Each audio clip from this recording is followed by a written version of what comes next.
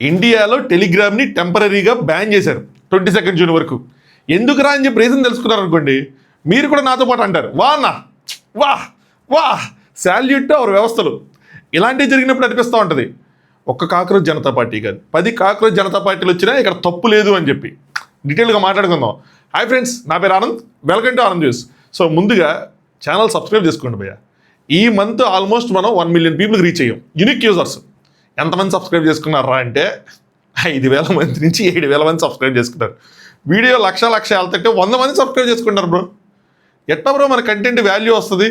మీరు సబ్స్క్రైబ్ చూసిన వాళ్ళు, రిపీటెడ్గా చూసిన వాళ్ళు కూడా ఉన్నారు, కానీ సబ్స్క్రైబ్ చేసుకోవట్లా. సో సబ్స్క్రైబ్ చేసుకుంటే మన ఛానల్ వాల్యూ వస్తుంది, ఆ సబ్స్క్రైబర్స్ కౌంట్ని పెట్టే కదా. ఎస్ వర్త్ కాదు అని అనుకుంటే ఓకే, వర్త్ అనుకున్న వాళ్ళు కూడా సబ్స్క్రైబ్ చేసుకోవట్లా, అది ప్రాబ్లం. సో సబ్స్క్రైబ్ చేసుకోండి, వీడియో లైక్ చేసి చూడండి, సో దట్ వీడియో లైక్ చేయడం వల్ల రీచ్ పెరుగుతుంది. మీ ఒపీనియన్స్ కూడా కామెంట్ చేయండి, సరదాగా ఉంటుంది. సీరియస్ ఇష్యూ కానీ సరదాగా ఉంటుంది. సరే మనం మాట్లాడుకుందాం. ఎందుకు బ్యాన్ చేశారు ఏంటి అంటే వీళ్ళు కొన్ని రీజన్స్ ఇచ్చారు, చెప్తా చూడండి. ప్రభుత్వం మరియు ఎన్టీఏ అంటే ఏంటి? National testing agency NEET UG 2026 పరీక్ష భద్రత దృష్ట్యా, అంటే మళ్ళీ రీ ఎగ్జామ్ పెట్టబోతున్నారు కదా నీట్ది. సో దాని భద్రత దృష్ట్యా ఏం చేశారా అంటే టెలిగ్రామ్ని కొన్ని గ్రూప్స్ని టెంపరీగా బ్యాన్ చేస్తున్నారు. ఎందుకు? నీట్ ప్రశ్నపత్రాలు లీక్ అయ్యాయని చెప్పి తప్పుడు ప్రచారం చేయడం, తప్పుగా ప్రచారం చేస్తున్నారంట. నీట్ పేపర్స్ లీక్ అయ్యాయని విద్యార్థుల నుంచి డబ్బులు తీసుకొని ప్రశ్నపత్రాలు ఇస్తామని చెప్పి మోసం చేయడం, క్వశ్చన్ పేపర్ మీకు ఇచ్చేస్తాం డబ్బులు ఇవ్వండి అని చెప్పి మోసం చేస్తున్నారంట టెలిగ్రామ్లో. పరీక్షల్లో మాల్ ప్రాక్టీస్కి సంబంధించిన సమాచారాన్ని పంచుకోవడం, పరీక్ష ముందు గందరగోళం సృష్టించే తప్పుడు సమాచారాన్ని వ్యాప్తి చేయడం, ఇలా కొన్ని రీజన్స్ చెప్పారు. దాంతోపాటు ఇంకో రీజన్ కూడా చెప్పారు. ఏంటంటే ఒక టెక్నికల్ రీజన్, అందులో ఎడిటింగ్ ఆప్షన్ ఉంది, అందులో మెసేజ్ని ఎడిట్ చేయొచ్చు. ఏం చేస్తున్నారు? దర్యాప్తు సంస్థల ప్రకారం కొందరు మొదట సాధారణ మెసేజ్లు పోస్ట్ చేసి hello Anand, how are you, yes just now I subscribed your channel అని చెప్పి అలా సాధారణ మెసేజ్లు పోస్ట్ చేసి దాని తర్వాత దాన్ని ఎడిట్ చేసి ప్రశ్నాపత్రం లేదా సమాధానాలు జోడిస్తున్నారంట. సో దానికోసం దీంతో పరీక్షకు ముందే పేపర్ లీక్ అయిందనే భావన కలిగేది. నెక్స్ట్ అసలు పేపర్ ముందే షేర్ చేశారా లేదంటే తర్వాత ఎడిట్ చేశారా అని గుర్తించడం కష్టమయ్యేది. దీనివల్ల అంటే ముందు హాయని పెట్టేసి ఎగ్జామ్కి ముందు, దాని తర్వాత దాని ఎగ్జామ్ అంతా అయిపోయిన తర్వాత ఎడిట్ చేసేసి అందులో క్వశ్చన్ పేపర్ పెట్టేసి ఏం చేస్తారంటే పేపర్ ముందే లీక్ అయింది అని చెప్పి భావన కలిగేలా వ్యవహరిస్తున్నారంట.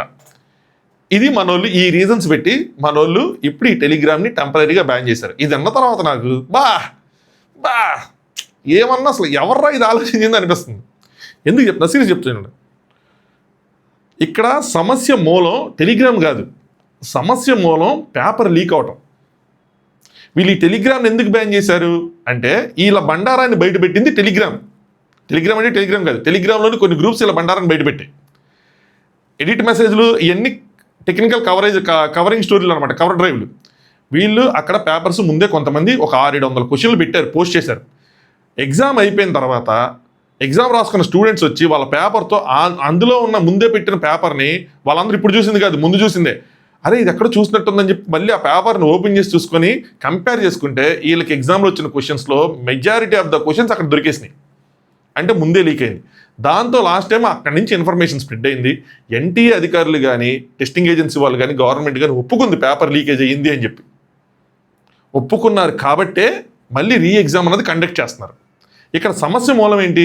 పేపర్ లీక్ అవటం. సమస్య మూలాన్ని మనం అరికట్టాలి కానీ అరే పేపర్ లీక్ అయింది, పేపర్ లీకింగ్ ఎలా ఉందంటే పేపర్ లీక్ అవటం ఓకే కానీ స్ప్రెడ్ అవ్వకూడదు. ఎస్ లీక్ అవని, కానీ టెలిగ్రామ్ ద్వారా స్ప్రెడ్ అవ్వకూడదు. అరే బై టెలిగ్రామ్ క్లోజ్ చేస్తే వాట్సాప్కి వస్తారు, స్నాప్చాట్కి వస్తారు, ఇన్స్టాగ్రామ్కి వస్తారు, ట్విట్టర్కి వస్తారు, అరే 100 ఉన్నాయి. లేదంటే కొత్త యాప్ వాళ్ళు నిజంగా కొత్త యాప్ ఒకటి క్రియేట్ చేసుకుంటారు. ఎంతసేపు చేసుకోవాలి? కొత్త యాప్ క్రియేట్ చేసుకొని ఆండ్రాయిడ్లో పెట్టుకుంటే ఆ ఏపీకి ఆండ్రాయిడ్ ఈజీగా అయిపోతుంది. మొత్తం ఎండ్ ఎన్క్రిప్షన్ పెట్టుకొని చేసేసుకుంటే వాళ్ళు స్ప్రెడ్ చేసుకుని వాళ్ళు లింక్ షేర్ చేసుకుంటే ఎంతసేపు పట్టదు. సమస్య మూలాన్ని పరిష్కరించాలి. సమస్య మూలాన్ని పరిష్కరించకుండా పేపర్ లీక్ అవ్వకుండా పకడ్బందీగా టెలిగ్రామ్ ఉంటే ఏంటి, ఆ డబ్బు ఉంటే ఏంటి, పేపర్ అసలు లీక్ అవ్వకుండా చూసుకోవాలి మీరు. తర్వాత అసలు పేపర్ లీక్ అవ్వలేదు, లీక్ అవ్వకుండా లీక్ అయ్యారు అని చెప్పి ఎవరైనా పెడితే వాడిని బొక్కలు తోయండి. మీకు కాన్ఫిడెన్స్ లేదా? పేపర్ లీక్ అవ్వకుండా చూసుకోలేరా? లాస్ట్ టైం నిజంగానే ఎడిట్ ఫీచర్ వల్లే పేపర్ లీక్ అయిందన్న భావన కలిగితే మరి రీ ఎగ్జామ్ ఎందుకు పెడుతున్నారు? దాని మీద ఫైట్ చేయొచ్చు కదా, లేదు. సో వీళ్ళ బండారాన్ని బయటపెట్టింది టెలిగ్రామ్ కాబట్టి టెలిగ్రామ్ బ్యాన్ చేసేస్తే ఏ గోళం ఉండదు. ఒకవేళ పేపర్ లీక్ అయినా కూడా ఎవరికి తెలియదు, ఇట్ విల్ బీ సీక్రెట్. ఎవడైతే లీక్ చేసాడో వాడు 10 మంది 20 మంది అక్కడిదే అయిపోతుంది అన్నట్టుంది. మన వ్యవస్థలు ఎంత ఎంత ఎంత ఎంత వనరబిలిటీస్తో ఉన్నాయంటే ఎగ్జాంపుల్ చెప్తాను. నిన్న ఇన్స్టాగ్రామ్లో ఒక రీల్ పెట్టా. ఇన్స్టాగ్రామ్ లింక్ కింద డిస్క్రిప్షన్లో ఉంటుంది. అక్కడ స్పెసిఫిక్ కంటెంట్ ఉంటుంది. సో చూడండి, ప్రతిదీ మనం లాంగ్ లెంత్ వీడియోలు చూసి పెట్టలేం కదా. సో అక్కడ చూడండి, డిస్క్రిప్షన్ అయితే ఫస్ట్ కామెంట్ కింద పిన్ చేసి వచ్చితే అక్కడ ఫాలో అవ్వండి. బీహార్కి చెందిన నవీన్ యాదవ్ అనే ఒక 19 ఏళ్ల కుర్రాడు ఏం చేశాడు అంటే సిబిఎస్ఈకి సంబంధించిన వెబ్సైట్ని హ్యాక్ చేశాడు. హ్యాక్ చేసి ఏం చేశాడు, అందులో 150 మంది విద్యార్థుల బ్యాంక్ డీటెయిల్స్ వాళ్ళకి తీసేసి ఆడి పెట్టుకున్నాడు. ఎందుకు పెట్టుకున్నాడంటే వాళ్ళకి రిఫండ్ వస్తుంది, ఓ 1500 ఎంతో. ఈ తెలిసిందేగా, ఈ పేపర్లు కూడా వీళ్ళు సరిగ్గా స్కాన్ చేయలేదు. దీని గురించి కూడా మనం వీడియో చేసి మాట్లాడుకున్నాం. దానికి సంబంధించి అది రిఫండ్ వస్తుంది. ఆ 150 మందికి సంబంధించిన రిఫండ్ని వాళ్ళ బ్యాంక్ అకౌంట్స్కి వెళ్ళకుండా ఈయన బ్యాంక్ అకౌంట్కి తరలించుకున్నాడు. దీన్ని తర్వాత గుర్తించి అహ్మదాబాద్ పోలీసులు వారు గుర్తించి అరెస్ట్ చేశారు. ఇక్కడ వాడు తెలివైనడైనా అయి ఉండాలి, సూపర్ డూపర్ తెలివైనడైనా అయి ఉండాలి, లేదంటే ఈ వెబ్సైటు ఒక టుమ్మిడి వెబ్సైట్ అయినా అయి ఉండాలి. అంటే అంత ఈజీగా హ్యాక్ చేసేలాగా వెబ్సైట్ అయి ఉండాలి. నిసర్గని కుర్రాడు కూడా మీకు గుర్తుంటే మన సిబిఎస్ఈ స్కామ్ కోసం కూడా మాట్లాడుకున్నప్పుడు వాళ్ళ వెబ్సైట్ని ఎక్స్పోజ్ చేశాడు. అడ్మిన్ రైట్స్తో ఉన్న పాస్వర్డే ప్లెయిన్ టెక్స్ట్, ఎన్క్రిప్టెడ్ టెక్స్ట్ కాకుండా ప్లెయిన్ టెక్స్ట్ కింద పబ్లిక్లీ అవైలబుల్ కోడ్లో పెట్టుంచారని చెప్పి మాట్లాడుకున్నాం ముందు వీడియోలు. సిబిఎస్ఈ స్కామ్ అని ఉంటుంది చూడండి. అలాంటి అంత వనరబిలిటీస్తో ఉన్న వెబ్సైట్ని మనం డెవలప్ చేసి అలాంటి టుంబిడి కంపెనీస్కి మనం కాంట్రాక్ట్ ఇచ్చి టుంబిడి వెబ్సైట్స్ని డెవలప్ చేస్తే ఎవరైనా యాక్ట్ చేస్తారు. లేదు మా వెబ్సైట్ తోపుతురు అనుకుంటే ఇక్కడ ఇలాంటి కుర్రాడు వీడు కూడా తోపుతురుమే అలాంటి వెబ్సైట్ని ఇచ్చేసినందుకు వాడిని అరెస్ట్ చేయకూడదు, వాడికి ఉద్యోగం వేయాలా, గవర్నమెంట్ వాడుకోవాలా.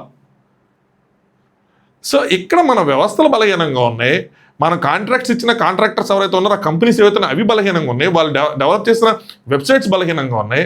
మన సెక్యూరిటీ బలహీనంగా ఉంది. ఒక చోట పేపర్ రెడీ అవుతుంది, ఒక చోట పేపర్ ప్రింట్ అవుతుంది, ఒక చోట తరలి అక్కడి నుంచి దాన్ని డిస్ట్రిబ్యూట్ చేస్తున్నారు.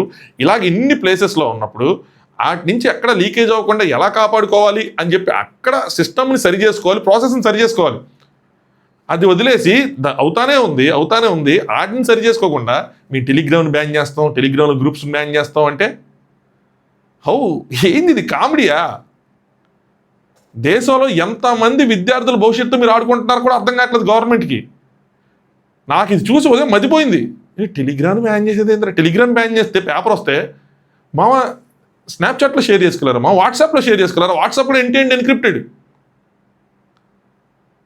సమస్య మూలాలని పరిష్కరించాల్సింది పోయి వేరే వాడి జోలికి ఎందుకు వెళ్తా నాకు అర్థం కావట్లా.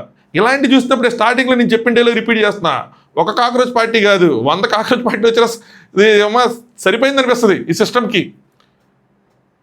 గవర్నమెంట్ అధికారులు, ఎన్టీ ఏజెన్సీ వాళ్ళు వీళ్ళందరూ ఆలోచించి వాటిని సాల్వ్ చేయకుండా మిగతా వాటి మీద పడితే ఎవరైనా క్రిటిసైజ్ చేస్తారు, ఎవరైనా క్వశ్చన్ చేస్తారు. నేను ఒకప్పుడు టెలిగ్రామ్ బ్యాన్ అవ్వాలని కోరుకున్నాను. ఎప్పుడు తెలుసా? బెట్టింగ్ యాప్స్ టైంలో. అక్కడ సమస్య మూలమే టెలిగ్రామ్. ఎవరో ఒకరు బెట్టింగ్ యాప్ తయారు చేస్తున్నారు, దాన్ని ఎక్కడ స్ప్రెడ్ చేస్తున్నారంటే టెలిగ్రామ్ నుంచి జనాలు పుల్ చేస్తున్నారు. సమస్య మూలం అది. ఇక్కడ పేపర్ ఎక్కడ తయారవుతుంది అక్కడ లీక్ అవుతుంది, అక్కడ సమస్య మూలం అది. సమస్య మూలాన్ని అడ్రస్ చేయకుండా ఇట్లా ఎక్కడ పడితే అక్కడ అడ్రస్ చేస్తే కామెడీ అయిపోతుంది. ఎవరు పడితే వాళ్ళు వెబ్సైట్లను హ్యాక్ చేసేస్తున్నారంటే, విత్ మినిమం నాలెడ్జ్తో హ్యాక్ చేసేస్తున్నారంటే, కుర్రాళ్ళు 19-18 సంవత్సరాల కుర్రాళ్ళు ఎంతో ఎక్స్పీరియన్స్డ్ పీపుల్తో ఉన్న టీమ్స్తో డెవలప్ చేసిన వెబ్సైట్స్ని చిన్న కుర్రాళ్ళు హ్యాక్ చేసేసి మ్యానిపులేట్ చేసేస్తున్నారు, పాస్వర్డ్లు మార్చేస్తున్నారు, బ్యాంక్ అకౌంట్లు మార్చేస్తున్నారంటే మన వ్యవస్థలు ఎంత బలహీనంగా ఉన్నాయో అర్థం చేసుకోవాలి. మనం ఎవరెవరు కాంట్రాక్ట్స్ ఇస్తున్నాం, ఎవరెవరికి టెండర్స్ ఇస్తున్నాం అని చెప్పి ఎవరెవరి కోసం. ఇది కూడా సిబిఎస్ఈ స్కామ్ దాంట్లో మనం మాట్లాడుకున్నాం. ఒక పర్టికులర్ కంపెనీకి టెండర్ వెళ్ళడానికి ఎలాంటి టెండర్ రూల్స్ చేంజ్ చేశారని చెప్పి ఒక విద్యార్థి దాన్ని ఎక్స్పోజ్ చేశాడని చెప్పి ఈవెన్ ఆయన పార్లమెంటరీ కమిటీ ముందుకు కూడా వెళ్ళి ఒక ప్రెజెంటేషన్ ఇచ్చి వచ్చాడు. అయినా మారట్లా. గవర్నమెంట్ మాత్రమే బ్లేమ్ చేయడం కదా, గవర్నమెంట్ అధికారులను కూడా బ్లేమ్ చేయాలి మనం. ఇలాంటి జరిగినప్పుడు క్రిమినల్ చర్యలు తీసుకోవాలి. అసలు పేపర్ లీక్ అయినప్పుడు క్రిమినల్ చర్యలు ఉండాలి. వీళ్ళందరూ ఏదైతే ఇప్పుడు ధర్నా చేస్తా central educational minister Dharmendra Pradhan గారిని ఇప్పుడు రిజైన్ చేయమన్నారో ఐఎమ్ విత్ దెమ్. ఆ విషయంలో మాత్రం నేను కూడా చెప్పాను, రెస్పాన్సిబిలిటీ తీసుకోవాలి. లేదు అంటే ప్రాపర్గా ఎగ్జామ్ నిర్వహించి చూపించాలి అట్లీస్ట్. సరే తప్పు అయింది, ఏదోటి అయిందని. కానీ అది మానేసి దాన్ని కరెక్ట్ చేయడం మానేసి ఇట్లాంటివి చేస్తే అగైన్ క్రిటిసైజేషన్ ఫేస్ చేయాలి. నాలాంటి ఎవరు క్రిటిసైజ్ చేసినా తీసుకోవాలి. ఇంకా అంతే కదా. ఇది ఎంత అయిన తర్వాత మీకు అనిపించట్లా వా ఇదేంద్రా ఇది అని చెప్పి ఎగ్జామ్ పేపర్ లీక్ అవ్వకుండా చూసుకోకుండా యాప్స్ని బ్యాన్ చేయటం ఏంటి? మరీ బాగుంది. ఇంకా నేను రిఫండ్ ఇవ్వాలని చెప్పి బ్యాంక్ అకౌంట్లు బ్యాన్ చేసేది, ఎవరు హ్యాక్ చేసేస్తారని చెప్పి బ్యాంక్ అకౌంట్లు మార్చేస్తానంట అని చెప్పి బ్యాంక్ అకౌంట్లు తీసేద్దాం, రిఫండ్ క్యాన్సిల్ చేసేద్దాం అన్నట్టు ప్రవర్తించలా. సంతోషం. అట్లా ఉంది. పిల్లలందరూ చూసి నవ్వుకుంటారు. నాకైనా వస్తాయి ఇప్పుడు ఎగ్జామ్ రాసే పిల్లలు వాళ్ళకి భరోసా ఎక్కడది? మళ్ళీ లీక్ అవుతుందని చెప్పి భరోసా ఏముంది? స్ప్రెడ్ అవ్వకుండా బ్యాన్ చేస్తున్నారు, లీక్ అవ్వకుండా ఏం చేస్తున్నారు? అది చేసి చూపించాలి తప్పితే ఇదే. టెలిగ్రామ్ వల్ల ఏదైనా జరుగుతుంది అనుకుంటే టెలిగ్రామ్ని బ్యాన్ చేయడంలో, టెలిగ్రామ్ వాళ్ళకి గవర్నమెంట్కి ఏమే రైట్స్ కావాలో అడగడంలో తప్పులేదు. కానీ ఇప్పుడు ఈ టైంలో వాళ్ళ బండారాన్ని బయటపెట్టిన విధానాన్ని, అంటే లీక్ అవుతున్న దాన్ని ఆపేసి స్ప్రెడ్ అవుతున్న దాని మీద పడతాము అంటే అది రాంగ్. రెండింటికి డిఫరెన్స్ అర్థం చేసుకోండి. సో అది నాకు అనిపించింది, షేర్ చేసుకుందాం అనుకున్నా. నిన్న కూడా రీల్ పెట్టా నేను ఆ ఇన్స్టాగ్రామ్లో. సో చూడాలంటే ఇన్స్టాగ్రామ్ చూడండి, ఇందులో కూడా అప్లోడ్ చేద్దాం అనుకున్నా, మర్చిపోయా. అట్లా చిన్న చిన్న వాళ్ళు పిల్లలు వచ్చేసి వెబ్సైట్లు హ్యాక్ చేసేస్తామంటే చైనా వాళ్ళు, అమెరికా వాళ్ళు, పక్కనే ఉన్న పాకిస్తాన్ వాళ్ళు, వాళ్ళు కూడా తెలివైన వాళ్ళు ఉంటారు కదా ఎవరో ఒకళ్ళు, మన మేజర్ వెబ్సైట్స్ని డౌన్ చేయలేరా? మన ఆధార్ కార్డుల డేటాను లేపేలేరా? నాకు అయినా చెప్తున్న భయం వేస్తుంది. అమ్మ అన్ని వేలు ముద్రలు, ఐరిస్ అన్ని ఇచ్చి కూర్చున్నాం. ఎవడో కూడా ఎక్కడో క్రైమ్ చేసి నా ఫింగర్ ప్రింట్ పెట్టి పోయాడు అనుకోండి, అంటారు కదా నన్నే. పాము పాములు పట్టేవాడు పాము కాటుకి పోయి మనల్ని వేసేస్తారు, అందులో వేసేసి మనల్ని నొక్కుతారు. ఈ సిస్టమ్స్ మీద భరోసా పోతుంది క్రమక్రమంగా. So not blaming entirely government అధికారులు, వాళ్ళు రన్ చేసేది ఇదంతా చూసుకోవాలి. ఎవరికో కాంట్రాక్ట్ ఇచ్చేసాం, ఆ కంపెనీ వాళ్ళు డెవలప్ చేసుకుంటారులే, మనకెందుకులేంటే ఎలాగా? మన కాంట్రాక్ట్ ఇచ్చిన వాళ్ళు ఎవరైతే ఉన్నారో ప్రాపర్గా, అంటే ఇప్పుడు నాకు ఇంకోటి కూడా అనిపిస్తుంది అబ్బా, ఏంటంటే మనమే తెలివైన వాళ్ళం అయితే మన పని మనమే చేసుకుంటాం కదా, పక్కనోడికి ఇవ్వం. సో గవర్నమెంట్లో నిజంగా అంత నాలెడ్జబుల్ పీపుల్ లేరా? వేరే కంపెనీస్కి మనం కాంట్రాక్ట్ ఇస్తున్నాం, వీళ్ళ దగ్గర నాలెడ్జ్ లేకపోతే కాంట్రాక్ట్ ఇచ్చిన తర్వాత వాళ్ళు చేసిన తర్వాత దీన్ని ఎలా వెరిఫై చేస్తారు, దీన్ని ఎలా ఆడిట్ చేస్తారు, దీన్ని ఎలా టెస్ట్ చేస్తారు, ఇక్కడేం లీకేజెస్ లేవని ఎవరు గ్యారంటీ ఇస్తారు? కన్ఫర్మ్ చేసుకోవాల్సింది క్లయింటే కదా. ఇక్కడ క్లయింట్ వచ్చేప్పటికి గవర్నమెంట్, క్లయింట్ దగ్గర అసలు అంత నాలెడ్జ్ లేకపోతే వాడు ఏం చేసేస్తే అది యాక్సెప్ట్ చేసేసి డిప్లాయ్ చేసేయటమే. వాళ్ళు వాడుకుంటారు, పోయిన వాళ్ళు పోతారు, ఏదైనా జరిగితే జరిగిపోయింది అంతే, సింపుల్. అలా ఉంది పరిస్థితి. ఏంటో ఏమైందేంటో ఇంకెప్పటికీ మనం ఇంతే. ఇంకా ఈ డెవలపింగ్ పార్టీస్ ఎన్ని మారినా, ప్రధానమంత్రులు ఎన్ని మారినా, కొత్త పార్టీ వచ్చినా ఏదొచ్చినా సరే, గవర్నమెంట్ అధికారుల్లో ఎవరైతే పర్టికులర్ పీపుల్ ఉన్నారో వాళ్ళ దగ్గర నాలెడ్జ్ ఉండి వాళ్ళు రెస్పాన్సిబుల్గా లేనంతకాలం మనం ఇంకెట్ట వెళ్తూ ఉండటమే. ఇట్లాంటి కొత్త పార్టీలు ఏవో రావటం, రోడ్డు మీద ధర్నాలు చేసుకోవటం, మంత్రులు మారటం, కొత్త మంత్రులు రావటం, మన ఇట్లా మాట్లాడుకోవటం, ఇలాగే ఉంటుంది. స్కాములు జరుగుతూ ఉంటే మనం మాట్లాడుకుని ఉంటాం, అన్నీ అవుతూ ఉంటాయి. చలో, మీ ఒపీనియన్స్ని కామెంట్ చేయండి. కొత్తగా చూసే వాళ్ళు ఎవరైనా ఉంటే ఛానల్ సబ్స్క్రైబ్ చేసుకోండి, వీడియో నచ్చితే లైక్ చేయండి. Thanks for watching Anand views.